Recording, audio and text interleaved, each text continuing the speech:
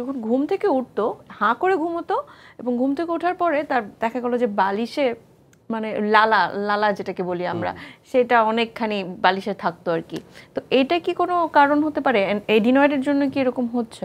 যাদের এডিনয়েডের প্রবলেম থাকে তাদের আলটিমেটলি কি হয়েছে মাউথ ব্রিদিং হয় তো, এবং একটা পর্যায়ে কিন্তু তার যে মুখ দিয়ে যেহেতু হা করা রয়েছে, মানে কেন তার স্যালাইভেশনটা হবে? দেখুন, আমরা কিন্তু মুখ যখন বন্ধ থাকবে অটোমেটিক্যালি আমরা কিন্তু ডিগ্লুটেট করব, অর্থাৎ গলধকরণ করে সেটাকে আমরা ভেতরে নিয়ে যাব।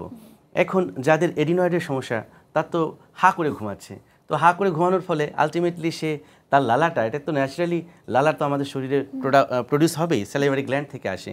তো যেহেতু লালাটা সে গলধকরণ করতে পারছে না, তখন ওই লালাটা অ্যাঙ্গেল অফ দ্য মাউথ দিয়ে গড়িয়ে গড়িয়ে পড়ে। সো এটা কিন্তু এই এডিনোটনসিলাইটিস আক্রান্ত বাচ্চাদের একটি লক্ষণ, অর্থাৎ এই লক্ষণটা থাকলেও কিন্তু আপনি ধরে নিতে পারেন যে আপনার বাচ্চাটির এডিনোটনসিলাইটিসে আক্রান্ত।